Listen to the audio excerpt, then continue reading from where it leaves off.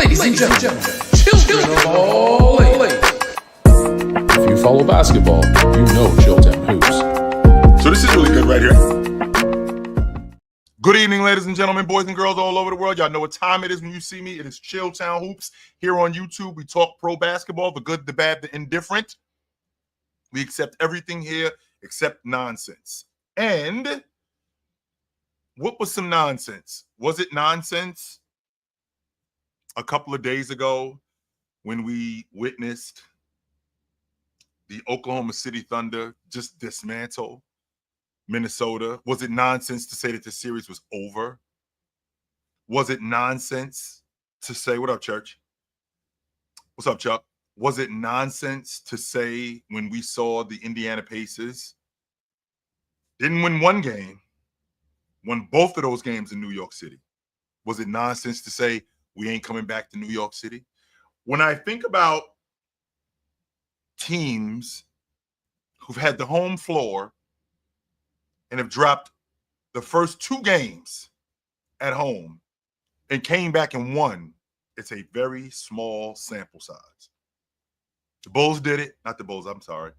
The Celtics did it against the Bulls in 17. They had dropped their first two games, and I'm on record saying this, that if, not 17, 18, 17, correct, it was 17. I'm on record saying, it was either 17 or 18, one of those 2 years. I'm on record saying if Rondo hadn't broken his hand, the Celtics are out. That's why they ended up losing. Off the strength of that alone. There were other things that factored in. You know, Wade slowed down. Jimmy Butler slowed down during the course of that series. But I'm on record saying, had Rondo was the difference. And had he not broken his hand, this series is over. Boston is out. Because they clearly looked like they were better. They clearly looked like they were better than Boston. In 94, the Rockets had dropped the first two games at home against Houston. That did happen. Yes, sir. That 100% happened. And in 93, they came back and won the series, by the way. And in 93, Phoenix ends up dropping the first two games. And this was a 3-game series, by the way. This wasn't this was a 5-game series. And the first team to 3 wins, and Phoenix dropped the first 2 games at home in 93 against the Lakers. That team wasn't that good. I mean, they would have been much better with Magic. I think that team was finals good with Magic in 93 and in 92 too. Yeah, I think that team was finals good. But that's neither here nor there. Were we ridiculous to think that this series wasn't coming back to New York City? I was one of those people that didn't think that. I'm thinking to myself, we can't come back here. We cannot come back here. Only except they are going back there for Game 5. That is happening. I said that everything that I saw from Minnesota in Game 3 was going to tell me everything I needed to know about that team. Even though they had handled Minnesota in those first 2 games at home. Handled them. The energy level was different. Both Julius Randle and Edwards couldn't put together a game. But with the both of them, right? With the both of them playing at an elite level. I got one from Julius, and then I get another one from Ant. Well, I got both of those guys playing better at an elite level, not better, at an elite level. On top of that, I think that the game plan was way different against Oklahoma City, and the energy was different at home than it was on the road. Your rotation players play better. Your energy level is better. Feeding off the crowd. Anthony Edwards came out with way more energy in Game 3 than he did both of those games, Games 1 and Game 2 combined. Lou Dort is trying to put hands on him. Anthony Edwards is not trying to hear that. Chucking hands off me. Don't touch me.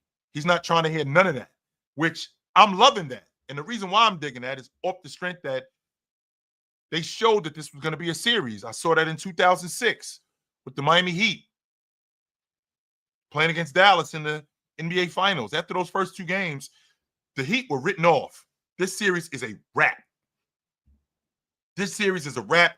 We're not coming back to Dallas. There's 3 games in Miami. Dallas will take 2 of those 3 games and end it in Dallas. Only except that's not what happened. That's not what happened.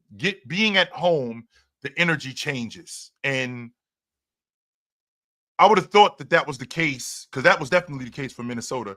That wasn't the case for Indiana. It's actually the opposite. Tyrese Halliburton shoots under 20% at the long ball line in the playoffs. I mean, that's not going to get it done. No. And with him shooting 20%, teams are backing off of him a lot, which means that the mid-range is open, which means that there's way more space for him to operate to get the different spaces in that mid-range, which means that when he starts knocking that mid-range shot down, now the other stuff happens. I can get downhill, which I thought Tyrese Halliburton let Cat off the hook a couple of times getting downhill. I think he ran away from the rim, even though Cat was ailing. It was a knee. It looked like his knee was bothering him. Well, it didn't really look like Tyrese Halliburton had taken advantage of him like he really could have, right? Like he really could have. So with that being said, right? So with that being said, this Knicks team just kept fighting. And with that being said, they ended up coming back and they ended up winning, because we saw them do this not once, but twice against the Boston Celtics. -20. 4 to 5 games that they played against the Celtics, they were down 20. They were down 20. 4 of those 5 games that they played against the Celtics, they were down 20. 3 of them, they came back and won. 3 of them. Now, there's some people who will tell you that Jason Tatum, right? There's some people who will tell you that Jason Tatum got hurt, so they were still going to lose that game. The Knicks were going to, even if Jason Tatum doesn't get hurt, the Knicks were going to beat them that night. And now we got a huge problem, right? Because they're down 3-1. But I feel like yesterday, the Knicks beat Indiana at Indiana's game. Tibbs dug into his bench more. In addition to digging into his bench more, he got more production. Now, his guards weren't shooting the ball great, but he was able to get rest for guys like Cat. He was able to get rest for those guys because he can go to a small ball lineup, because those guys are giving him good minutes. He had a lineup out there last night of Hart, Miles, Wright, Shamet,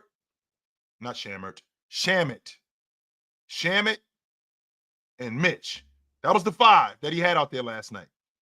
And they go on a 5-0 run. With them going on a 5-0 run, that's buying time for Cat. That's buying time for Jalen Brunson, who was in foul trouble. I've always had a difficult time with the logic that I got 15 guys on this bench and only 6 of them playing. Nah, man.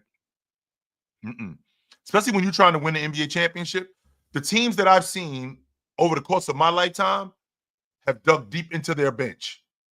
Always dug deep into their bench. If you are going to win an NBA championship, do not let the exception be the rule, which is what Denver was. Where you got one awesome player, you got another really good player who's playing awesome, and then you got some complementary pieces that fill out the rest of the stuff in MPJ, in Aaron Gordon, right? You got some complementary pieces, but you only had 6, 7 guys. That's the exception. That's not the rule. Even though in the playoffs, coaches shorten their rotations. I know that. That's not news to me. Coaches shorten their rotations. But the best coaches, right? The best coaches, they've always had long rotations. 8, 9 guys, legit. Sometimes 10 guys, legit, that I'm going to go with in order for us to have an opportunity to win. And Tibbs showed that last night when he went to Shamet, when he went to Miles, when he went to Wright, who I don't think Wright has played 5 minutes. I don't think he's played 5 minutes since the All-Star break. But he went to Wright. He stuck with Shamet. He stuck with Miles. He had Hart as a rotation player, who I'm in the minority. I always thought Josh Hart was a rotation guy. I always thought that. And a lot of people hear rotation guys and they immediately think bench player, not as good. Well, rotation guys are the backbone of everything that you're doing. Because after the 5 that you have, if you don't have good rotation players, again, the exception will not be the rule. You more times than not will lose. That's why Indiana is as good as they are, because they got 9, 10 guys. Rick Carlisle digs into that bench. Not only does he dig into that bench, he knows how to exploit mismatches. He knows how to utilize TJ McConnell in speeding up the game and getting guys involved where they need to get involved. Now, don't get me wrong. TJ McConnell is not Tyrese Halliburton. I'm not going to say that on any level. No, I'm not going to say that. I'm not on any level even suggesting that. However, when Tyrese Halliburton goes to the bench, and TJ McConnell comes in, he keeps them at a pace that they're used to playing at. The game doesn't slow down. He's still aggressive as a scorer. Obi Toppin is on the wing running. Matherin is on the wing running, right? Bryant comes into the game. He's your dirty work guy. He finds minutes for Bradley. I don't remember Bradley playing at all throughout the course of this season. I don't. I do not remember him playing. No. So Rick Carlisle, he's got 9, 10 guys. I think the difference in yesterday's game was the energy. Here's what I mean when I say that. So Nesmith is an energy guy. With Nesmith being an energy guy, he ignites a lot of the stuff that's going on their defense and their offense. He causes turnovers. He gets out in transition. That energy resonates throughout the rest of the crew. One of the main reasons why they had blown that lead, one of the main reasons why they had blown the game open the way that they did was because of their energy. They had gotten in the passing lanes. They had pushed the Knicks offense further away from the basket.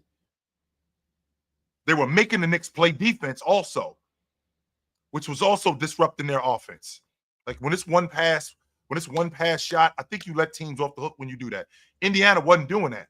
When Nesmith went out of the game, I think that took some of the energy away from them. They weren't nearly as aggressive offensively. Not only were they not nearly as aggressive offensively, defensively, the Knicks were getting closer to the basket. Right? The Knicks were getting closer to the basket. With the Knicks getting closer to the basket, Cat got going. And then we get to a point where now we find ourselves in a dogfight. They weren't navigating screens like they were early on. They weren't on the glass. Even as good as Mitchell Robinson is, they weren't on the glass like they were previous to that. So that kind of stuff seeps into the rest of the game, right? I feel like that kind of stuff seeps into the rest of the game. And even though the Knicks their backcourt players didn't shoot it well, Brunson, Josh, Miles, and Wright, I mean, they were 15 for 45 shooting the basketball. However, they kept those guys on the floor, and they were good enough to just keep the Knicks in the game until they were the reinforcement. Keep the Knicks in the game until those other guys, OG Anunoby, Mikal Bridges, and Cat, were able to come back in and get going, which is the 100% thing that they did. I felt like they beat Indiana at Indiana's game. And I can't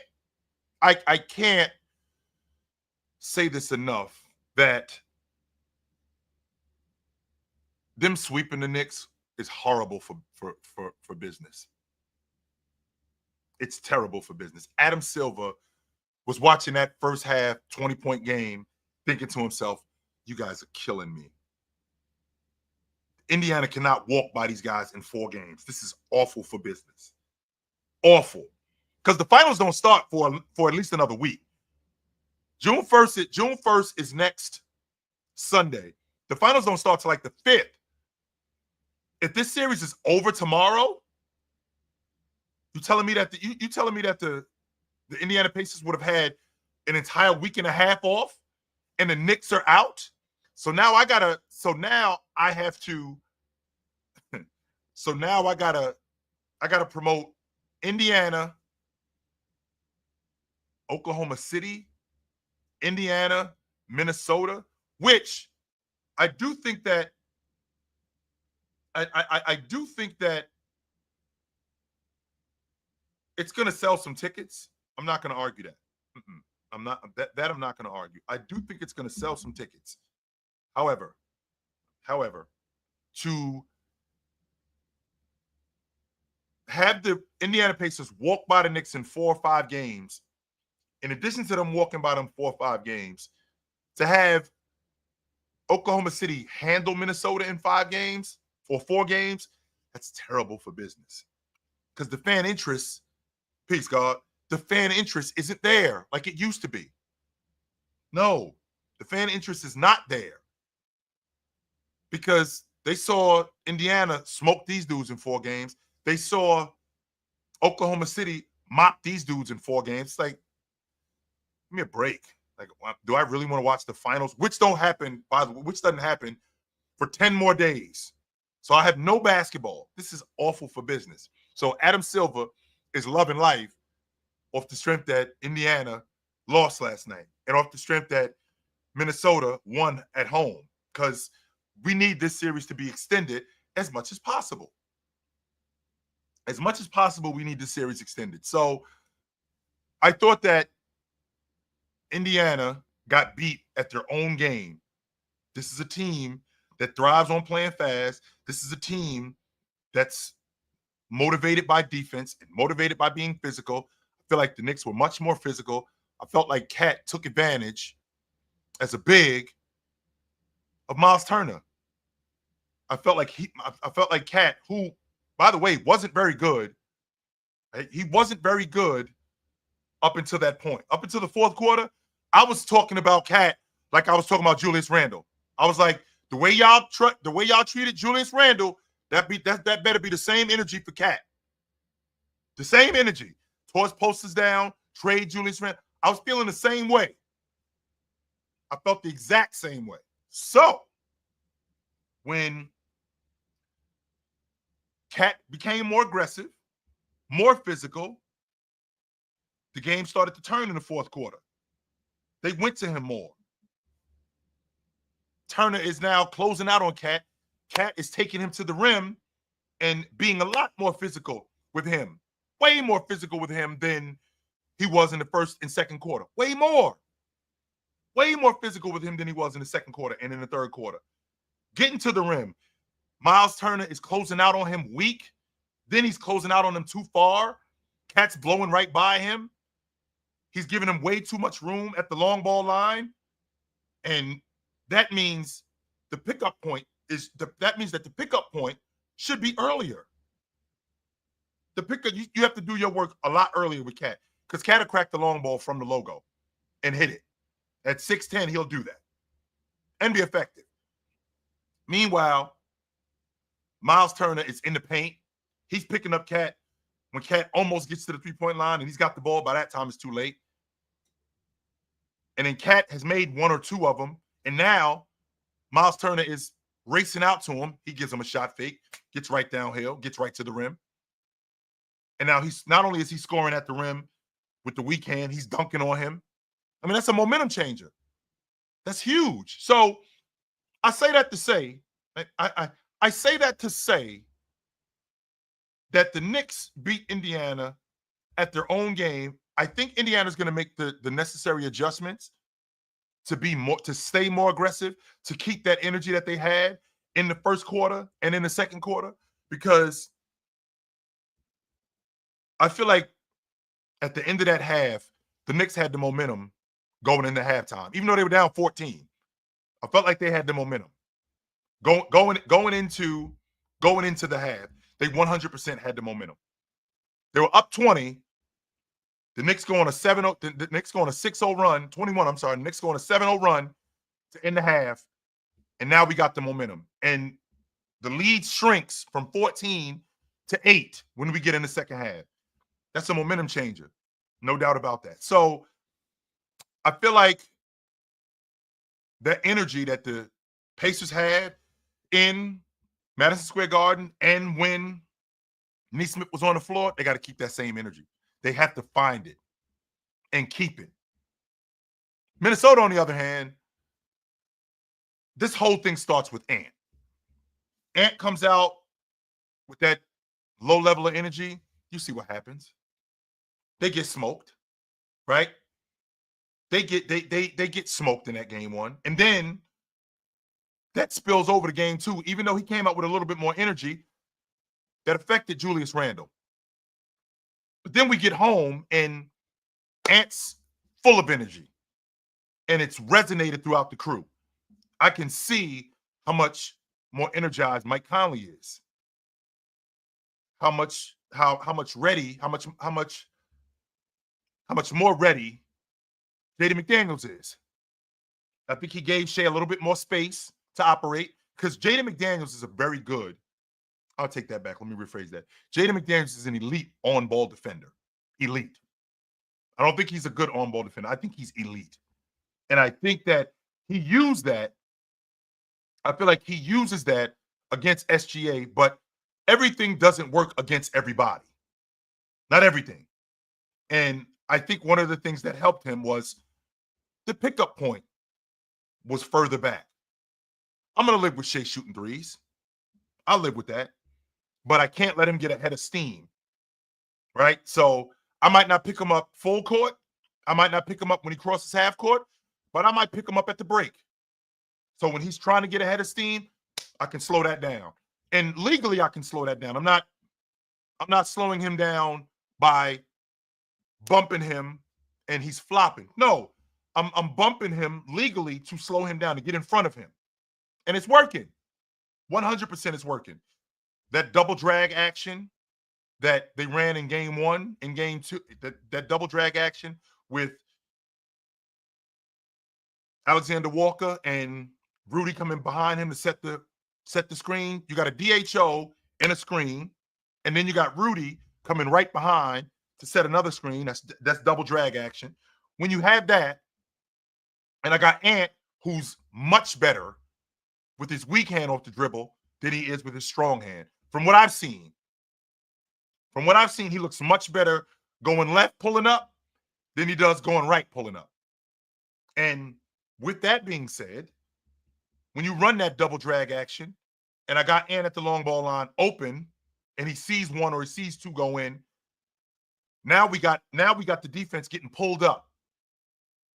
Now they got to get up higher on Ant because guys like Alex Caruso are going to navigate screens. So is Lou Dort. They're going to navigate screens. But with them doing that, that's how Ant can get downhill. And that's where guys like Julius Randle come in. Because when Ant gets downhill, he collapses the defense. Same thing with Julius Randle. When he gets downhill, he collapses the defense. So this kind of stuff works. This kind of stuff works when Ant gets going. Ant is I think Ant is the catalyst to all of this. I think Julius Randle's going to play. I'm not going to argue that point at all. Julius Randle is 100% going to rock, and he is invested in all of this. But I feel like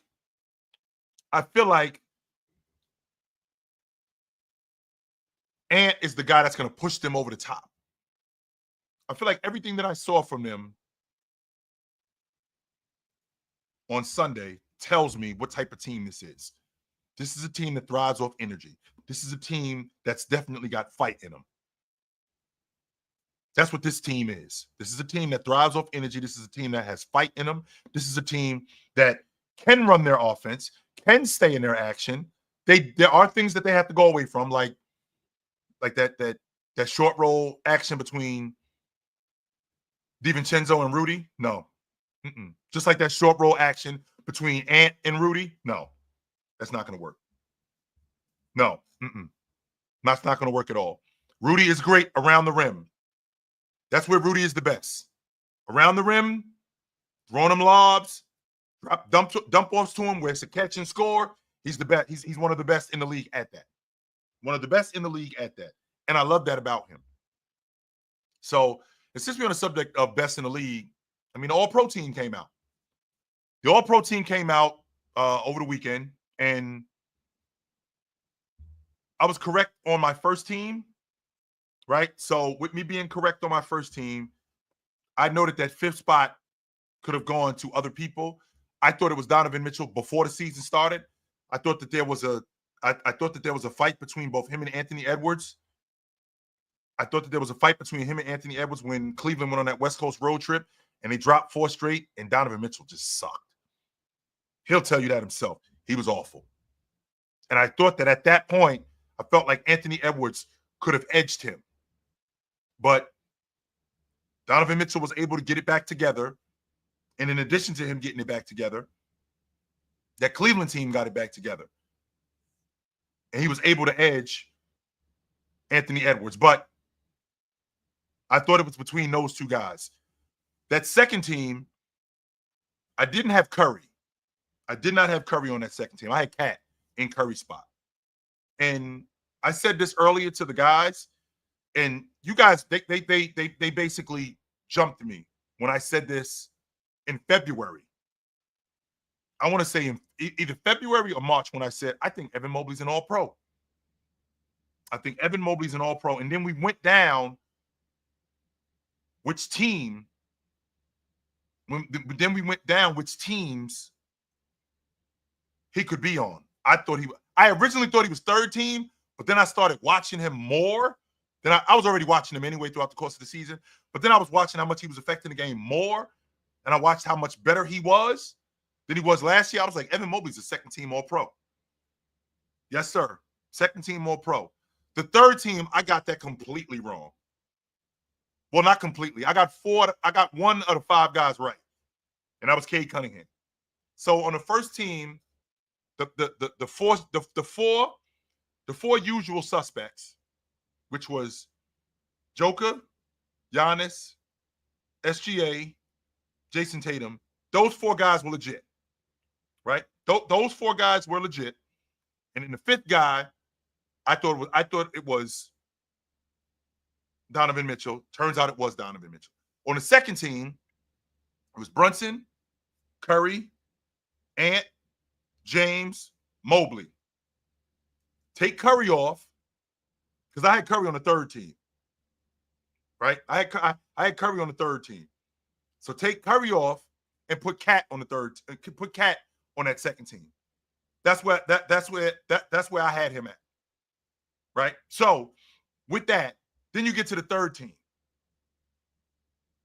I only had one of those guys right, and that was Cade Cunningham. I did not have James. I did not have Tyrese Halliburton as an All-Pro. I had Dame Lillard. Before Dame Lillard went out with that injury, I felt like Dame Lillard was playing at that. I feel like Dame Lillard was playing at that level at that time. I felt like he was playing at an All-Pro level, and I thought he was going to make the All-Pro team.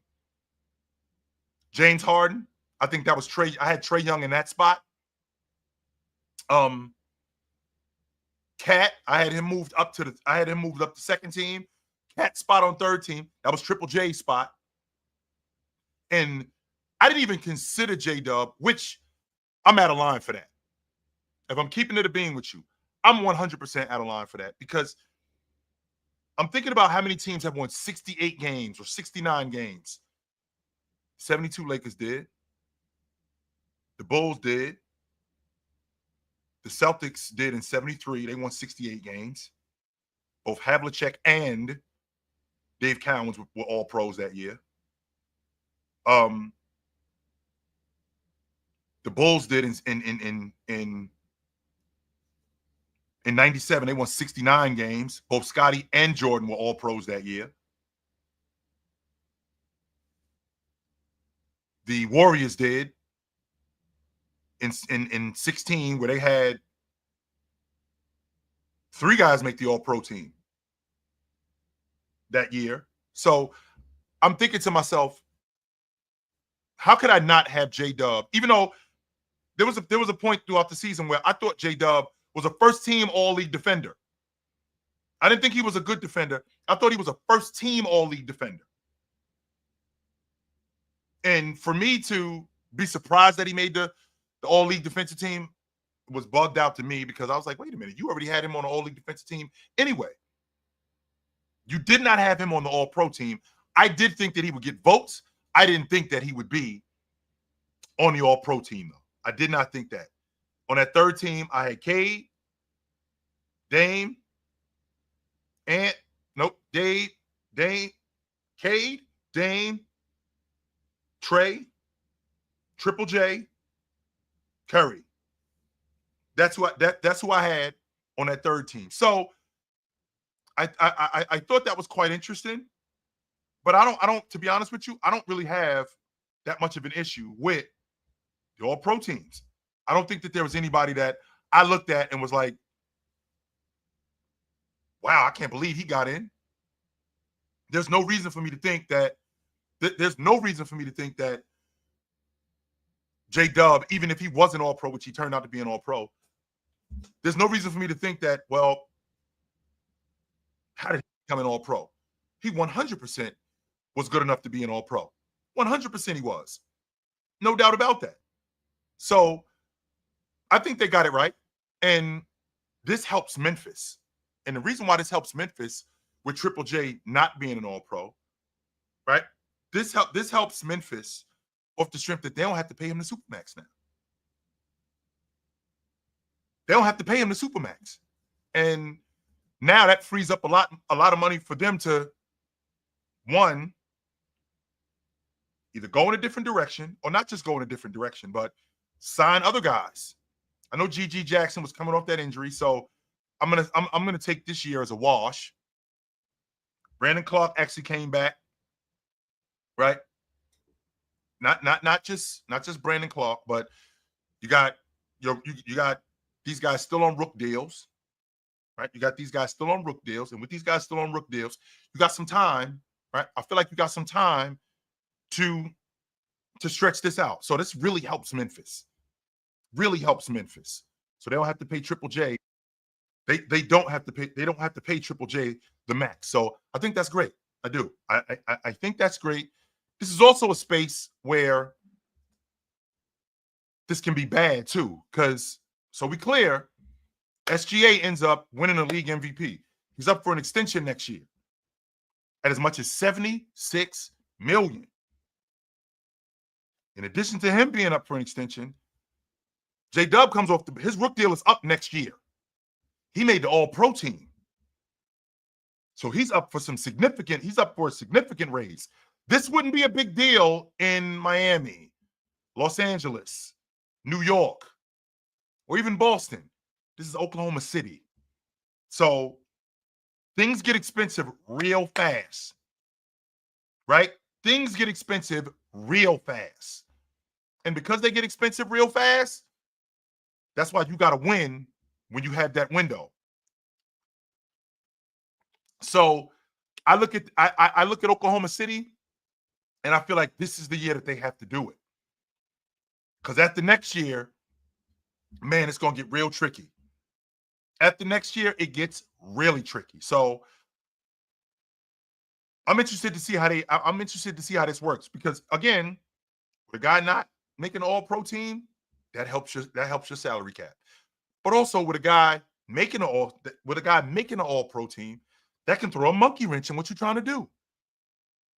Because you're trying to hold on to these players, which now that I think about it, and I thought about this, I've thought about this throughout the course of the season, that I'm not interested in listening to owners talk to me about the salary cap and why this whole thing is getting blown and you guys are in the second apron. You're the ones who agreed to this bullshit CBA deal. You are the ones who agreed to that. You are the ones that came up with the 51-49%. You are the ones that came up with the 51-49%. You are the ones that came up with this second tier because you don't want to see bomb squads anymore, right? You don't want to see KD with Curry and Clay and Dre. All right, I get that part. You don't want to see that. I take no issue with that. However, I don't want to hear you complaining about things getting expensive, though. Yes, you have bird rights, and you are allowed to pay your guys, and in the process of paying your guys, you are allowed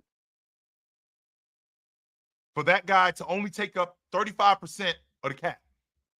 All right. That's how the CBA got changed. See, Red Auerbach wasn't trying to hear none of that. Red Auerbach felt like whatever I pay my star guy, this has nothing to do with the salary cap. That's what the bird rights. I want to be able to pay my star player whatever I want, and it shouldn't affect the cap. That's what the bird rights came. That's where the bird rights came about. But it's a double-edged sword. It 100% is a double-edged sword. But I want to hear from you guys. I do. I definitely want to hear from you guys. So what up? What's up? What up? So I want to know your thoughts on what the 76ers are doing right now. My thoughts the 76ers are doing right now. Because I heard from some sources that they're not planning on doing anything with George or Embiid. And to me, that's just dumb. I'm out on Joel Embiid.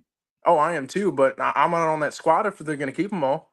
They probably are, because Joel Embiid is damaged goods, and it's going to be really hard to trade him.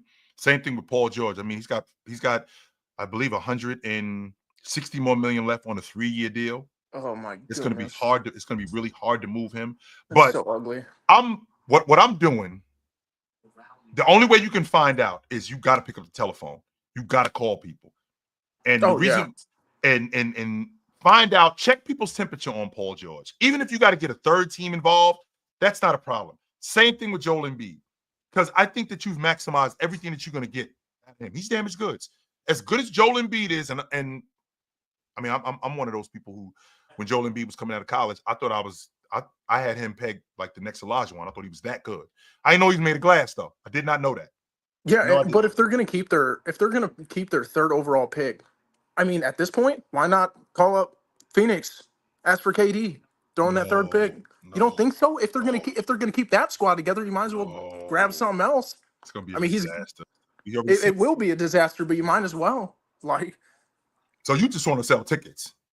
I mean, if that's what if you're gonna keep Embiid and George and Maxey on the same squad with two different like generations going on, or a few more, then I mean, throw some together, sell some tickets. I mean, I'm not trusting the process. I don't know about you. Oh, it's over. The process has been over. I mean, I'm good. I'm definitely good. So good to talk to you, though, Jake. Appreciate who you got tonight? Who you got tonight? I like Minnesota to top this series. I do. The energy's different. I like them to top this in a dogfight, by the way. Oh, it's going to be a good one. I like them to top this series. So good to talk to you, brother. What up? Peace, chill. What's good, brother? Peace and blessings. What's up, man? Yeah, man. Hey, I'm with you with that one. I think tonight's game is going to be a dogfight. I think we're going to get a good game to the end, and I do think Minnesota's going to pull it off. That's a part of my fandom because I want the league to last a little bit longer. You told me I gotta let fans be fans. No, we gotta be fans. We gotta be fans. We gotta enjoy this. Because, like I tell you, in a minute we're gonna have people talking about football prospects, and I don't want to hear none of that. I don't want to hear none of that. About training camp. No, not yet. I ain't interested in talking about training camp right now. I already got dudes hit me up talking about it's fantasy season. When we not even in the finals yet. What are y'all talking about? Training camp ain't even open up yet. Relax. What we doing? Yeah, man. But I wanted to touch on the All NBA team because we discussed it, before. And remember, I told you about Harden making it, right? I remember I told you Harden should. Yes, you did. And I'm so happy that Harden was able to make it. But finding out that Jared Jackson didn't make it and he's losing out on a max deal is kind of crazy, chill. That's when you really. And then they wonder why the players and the media has a beef, right? How can you as a player feel comfortable talking to these people when they could actually dictate your career? And your bread. Right? And your bread. Yes. Right? You see what I'm saying? That's kind of crazy when you really think about it. I mean, he could have made it. If he would have made it, I wouldn't have argued, right? I wouldn't have said, he's I had him on an all-pro team, Jay. That's what I'm saying. So, yeah, I mean, but the guys that they did pick, I didn't feel bad about neither. Tyrese Halliburton was a surprise. Yes. It was a surprise. I don't know if that was like a late push for them, right? It was. Because I know you have to have your votes in before the season ends. I think it's right before, like somewhere in the first round, you give up your votes. But I liked it. Some people were trying to say LeBron shouldn't be on the second team, using all these crazy numbers that have nothing. Jay, what we doing, man? It was a stretch where we was talking about James being first team All-Pro, and this was late in the season. By the way, we were doing this. This isn't like this was in January or in December. This was in March. We were talking about. Like, James is a first team. He's playing like a first team All-Pro. Stop this bullshit, man. Exactly, and and then they were mad about Donovan Mitchell making the first team. It's like, come on, guys, like you got it. We got this. What I was, I tell people the All NBA team is very, very prestigious award. For me, it's a very important award because it does let us know who the cream of the crop was for this NBA season, for whatever NBA season we're talking. And I think this was a good representation from the first team, second team to the third team. Even I didn't think Stephen Curry should have been on the second team, but hey, he had a great season. You see what I'm trying to say? We can't really be mad. But do you think? Yeah, third team. Yeah, they had a lot more guards this year than before. There was only 2 centers though on this team. If it was the old style, what would have been the third center? Would it because Jared Jackson's a small forward or considered a small forward? Who would have been the third center? Who would have been the third center if we would have had to do it? Let's see here. A lot of these guys, damn Jay, we making dudes like Rudy Gobert all pros. Yes, we make it because Anthony Davis is out, right? Yes, Wemby's out. Wemby's out. Jaren Jackson, who plays the 5. Zubac. Like guys like that are making an all-pro team. Yes, Zubac, Rudy. Yes, because of the 65 game rule and because of injury, guys like Zubac, guys like Rudy Gobert. I mean, Rudy Gobert was an all-league defender again this year. Yeah, he was. He was an surprisingly all-league defender again, and I think that he got, if I'm not mistaken, I think he got some first place votes. Yes, he got some first place votes to be a first team all league defender. But with that being said, it would have been it would have been tricky if we stuck to the conventional way where you got 2 guards, 2 forwards, and a big. It would have looked really funky. It would have. And we got to thank all of this to Jaylen Brown. Because if Jaylen Brown don't make the All NBA team in 2022, gets that max contract, the NBA, because imagine that now, imagine as an owner, you think you got to pay Zubac $350 because he made the All NBA team, right? And because you let the media make the vote on top of that, they could slip and let Zubac make it in, right? Now I got to pay him $350. Remember, imagine if Bam would have made it in. Pat Riley would have had a stroke. Bam would have had a stroke. Pat Riley would have had a stroke. He would have been. He would have been. You know how many media people wouldn't have been allowed inside the arena after voting Bam as an All? No, he would have been on the phone. I can tell you right now, Jay. He would have been on the phone like, "Yo, who's interested in Bam? Because I can't pay Bam $350. I can't do that." Then don't forget, Tyler Hero was up too. Tyler Hero was up too. So exactly. Yes. Oh man. So now we know why they did the 65 game rule, right? Sir. Why they did the position list, right? Is because they understood with this new collective bargain agreement that we're gonna have to pay players for being All NBA team, which I don't mind, but we're gonna have to regulate it somehow. Not just regulate it, but something. We're just gonna have to give us some kind of advantage. We just can't let the players have all the advantage in this scenario. So there's some players that are getting snubbed, man. So the relationship between players and the media got to get better for the players' sake. And for the media's sake too, because the media's got this tag. The media's got this tag where they are now considered biased, selfish, and they're destroying guys' careers. Like Jaren Jackson, this could be a legacy thing. Like imagine Jaren Jackson being an All-Pro. I mean, he made the All-Pro team, I think in 2023, I think he made the All-Pro team. So if there's a difference, Jay, between making an All-Pro team twice and making it 5 times. Those two things ain't the same. Exactly. No, we know that. Those two things are not the same. And when I got a media member or a bunch of media members who don't exactly appreciate me, and they treating me the way that they treating me, and now this is a legacy thing with me because I'm clearly playing at an All-Pro level. Clearly, I'm doing that. Yeah, which is why because I know how you feel about the 1900s, and just so we clear, Jay, that's why they had to add a third team because we had guys like James Worthy and Mark Price, right? We had guys like that missing out.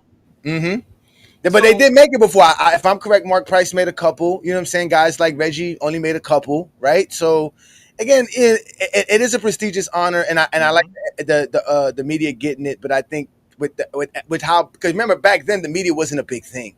Media wasn't big. The only people who was reading basketball news in the 80s and the 90s were basketball fans. Yes. Today, everybody's into the media, so media has a larger presence than they did back then. So I think the players and the media have to get along a little bit more. Guys like Will Bond and Stephen A. Smith are showing you, this disdain for players that you have. You're just upset because they won't give you an interview, or you can't. Too, Jay.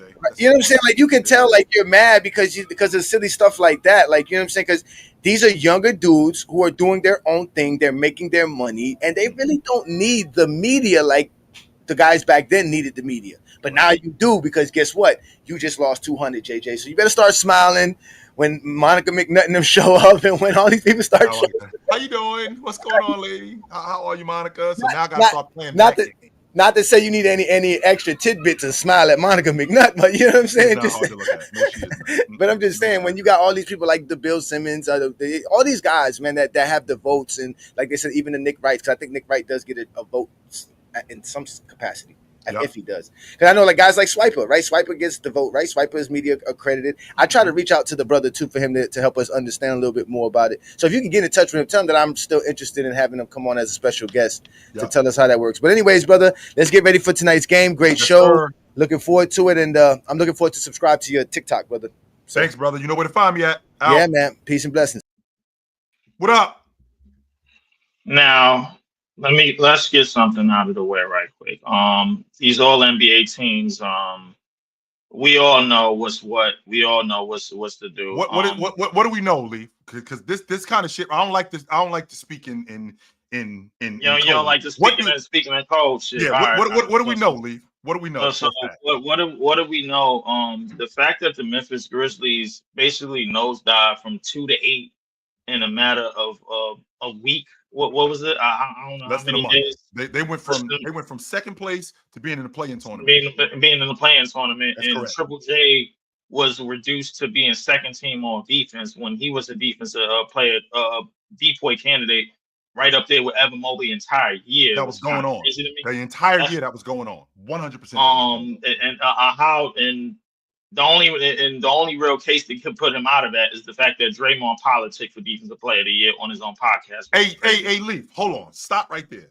Can we acknowledge the fact that 100% Dre politicked to be an all-league defender and to be the Defensive Player of the Year? That's how he got on the all-defensive team. Yes, he did. I ain't saying that he ain't a great defender. I'm not saying that.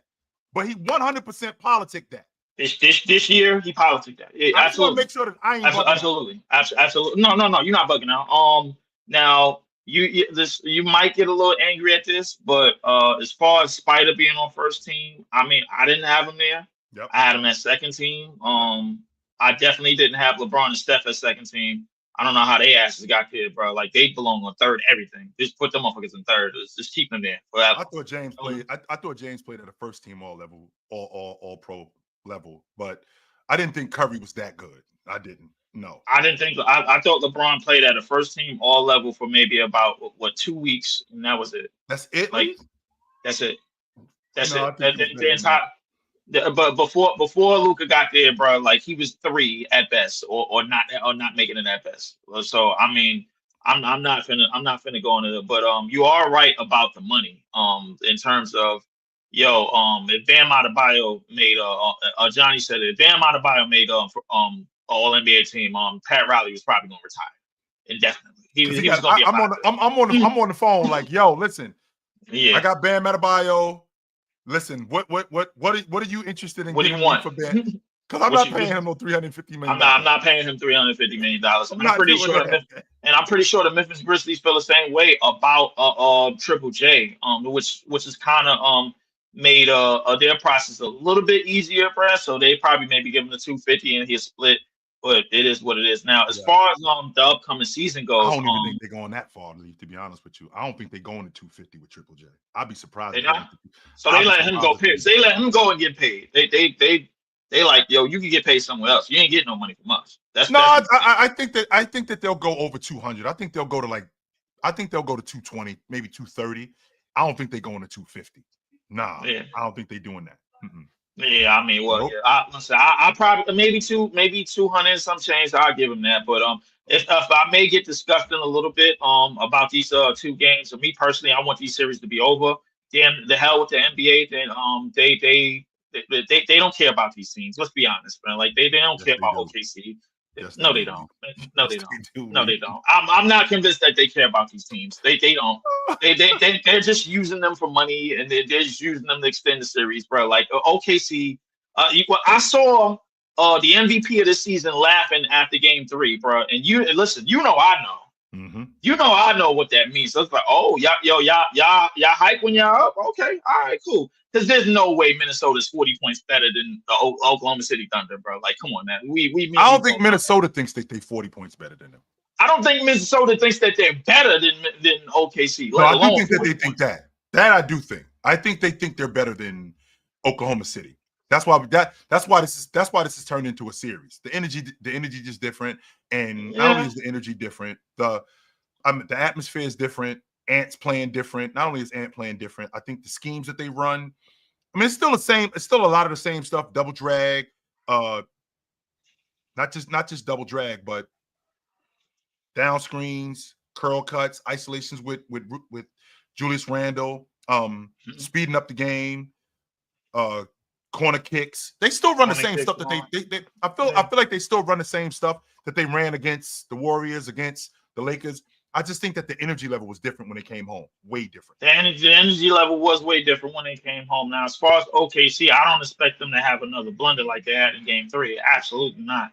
I expect the defense to be a lot much more potent. Them getting in the passing lanes, them getting after reading the actions that Minnesota's running on offense, and basically counter-reacting that with what is believed to be one of the best defenses that we've seen in years. So I mean, hold them dudes out there. They was up 50 at one point. They was up 50 at one point, and they wanted to win the game by 40. But no way I believe that. I don't believe what I saw. I turned the TV right off. I'm like, man, I ain't watching this shit. But what if I told you that, and I just found this out today, that there is not one NBA team that has lost by 40 and won the NBA championship in the playoffs. No team has ever had that. I just want to put that on your mind, Lee. Wait. One more time, Lee. In the 75-year history of the NBA, these are how many teams that have lost by 40 in the playoffs. That gone on to win the NBA championship. These are how many? Yes, sir. 40? Yes, okay. I think that's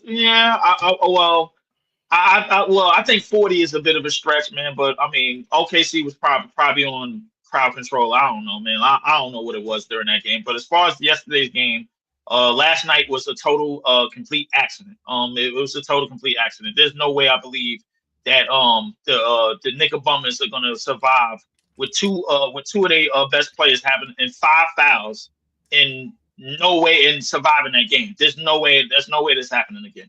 The action that Indiana has been running in terms of hunting them and making sure they get in the foul trouble that they get in to begin with was excellent.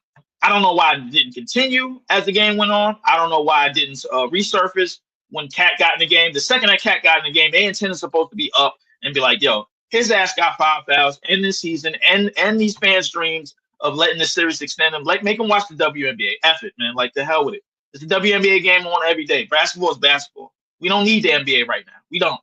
We really don't. It's literally a joke. We got basically 3 teams that the NBA doesn't care about in the New York Knicks. They don't care about these teams. Well, they don't. Hey, good to talk to you, brother. I know where to find you at, my man. What up? Hey, what's up, Chill, man? Good to see you. Happy Memorial Day. Yes, sir. Yeah, I'm gonna break it down like this. My formula is my formula. Of course, it's my opinion on different teams, and it just works. I don't gamble. I don't have a favorite team. So guess what? I can watch every game that's played and enjoy it and not mad and all that stuff. So I'm a little bit different. I'm a hybrid on it. There's no subjectivity with you. You completely objective. You ain't got nothing invested in none of these dudes. I got nothing invested. I'm not even gambling on it or nothing like that. But when I tell you, when I see different games, I knew when Anthony Edwards walked down the street in LA and did that little stuff that he did, the karma was gonna get him. I knew when Halliburton did his little choke job thing, it was gonna get him. And when I tell you, I could write it down. Actually, I do write it down. You can see when someone is gonna get their karma.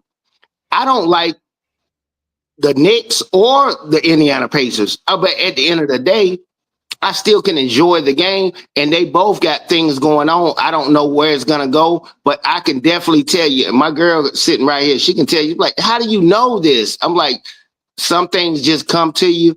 That when I see a superstar score a lot of points, look at the next game. He's gonna have a borderline good game, and the next game he might have a great game. So when I see Siakam do what he do, I knew Siakam was going to do that. And when I see Steph Curry got 2 points in the first half, he's about to do this. Karl Anthony Towns is only good for about 20 points to 23 points. I know he'll give you something every now and then. But my knowledge of the game, and I sit there and watch it, thank God I don't bet. But at the end of the day, if you watch it, and I hate when people that don't play the game call people like Tatum and Anthony Edwards trash and they're not good and all that. I'm like, y'all were just celebrating them. And out the other. For me, that goes in one ear and out the other. I don't even listen to that stuff. I don't. Yeah, it's crazy. Yeah, come on. They was just celebrating Jalen Brunson. He's the best. Man, this dude ain't played but 4 or 5 years. He's the best in the world right now. But now he's not. But I know how the New York market is. They're going to tear you up. As soon as you can't do this and do that, they're going to tear you up. I've watched guys do that. I think it's interesting too, 2 Cents. And I had a real problem with this, that, you know, if the Knicks win the NBA championship, Jalen Brunson is the best Knick of all time. Okay, first of all, he only been there 3 years, right? So does Walt Frazier not exist? Am I losing my mind? Like, right. Walt Frazier played 10 years for the Knicks. Not only if you're going off of that, if you're going off the fact that Jalen Brunson won the NBA championship, Frazier did it twice. He didn't do it once. He did it twice. Very disrespectful. Man, if they knew. Yeah, I think it's wild as hell when y'all say stuff like that, man. It is. It's super wild to me. But I will tell you this, and you did mention something about Anthony Edwards. I mean, it doesn't take rocket science to recognize what come around, go around. You're gonna get yours. Yeah. You're gonna get yours, no doubt. I mean, don't get me wrong. You can be confident, you can be brash, but doing too much of that, you're gonna get yours. Yeah. Chill. Wait till I catch. Well, at the end of the day, I got some things underlined that's gonna go on. Wait until I show you and tell you. I'm like, man, when these guys do this, man, it's disastrous. It's not even every now and then. It's almost 90 to 95% of the time when I see guys, they do this whole braggadocious thing and act like nobody can stop them, or you know, it's just the karma for whatever reason. Man, they actually do catch people. And I sit here and the only person I want to display that with is my girl, because she's not into sports and she can see it. She'd be like, wow, you are so true on that. Well, and it happens. That ain't no nonsense too. Well, come around, go around. Watch it. Yes, it's coming. Yeah, New York got their time because they was beat up last year, just like the Spurs. When the Spurs did with the Heat, hey, sometimes you got to wait a whole year to get your lick back. And it happens, man. I wish people knew the karma. When I see it coming, I'm like, shoot, when Boston, before they won their championship, I watched them get beat a lot of years. And as soon as they came around and got their chip. Sometimes it's their time to get their lick back. I'm going to land it right there, Chill. Hey, I'm going to land it right there. Good to talk to you, brother. You know where to find me at. I got 2 super chats. I got one from Senior Citizen Support. He said, if T-Wolves win tonight, I think they take it in 7. I before this series started, I had the Oklahoma City Thunder in 6. That's who I picked to win the series, Senior. I think that all the Oklahoma City Thunder did was protect their home floor. It's now up to Minnesota to go home and protect their home floor. And I've said this, and I will stand on this logic for as long as my existence. It's a lot less difficult playing and losing game 1 or game 2 on your home floor as it is when you come back to your building after you've won both of those games. You come back to your building and the series is tied 2-2. It's way different because now you're facing something that you hadn't faced already. Now you're facing, if we lose, we got to go on the road for an elimination game. That ass gets a lot tighter. So we'll see. We will definitely see. Chief Marshall says, Chill, where do you rank this all pro list as far as getting it right? Well, I completely bombed the I completely bombed the third team. I didn't get I only got one of those guys right. Right? I only got one of those guys right on the third team. I got the first team right. I got 4 to 5 guys on the second team right. I did not have James Harden. I did not have Tyrese Halliburton. And I did not have J-Dub being an all-pro this year. I did not. So I got a few of those wrong. Yes. So as far as ranking them, it's not that high. I mean, it is higher than some of my others, but it's not as high as others that I've had. So speaking of high, it's about that time, guys, because I'm on a high right now because I'm ready for this Minnesota-Oklahoma City game. So that's going to happen in a couple of minutes. You guys know where to find me. I will see you guys soon. I'm on TikTok, 9 a.m. every morning. If I'm not there, I'm on the panel from 11 to 2 on the Players Choice Network. If I'm not there, this is where you can find me on YouTube on the Chilltown Hoops Network weeknights. Me and my man Tony Tone. We do it here on Tuesday nights at 8 o'clock. If you can't find me here, you can find me with me and my man Big Ops on Thursday and Saturday. Thursday at 4 o'clock Eastern, Saturday at 12 o'clock on the Players Choice Network. Hit that subscribe button and you will get notifications. I will see you guys soon. Until then, put on a suit, drink water, don't drink and drive. Hey, man, call your mother. When's the last time you talked to your mother? Call your mother. I will talk to you guys soon. But until then, take it light. Take it. Absolutely, man. It was good to see you guys tonight. No doubt.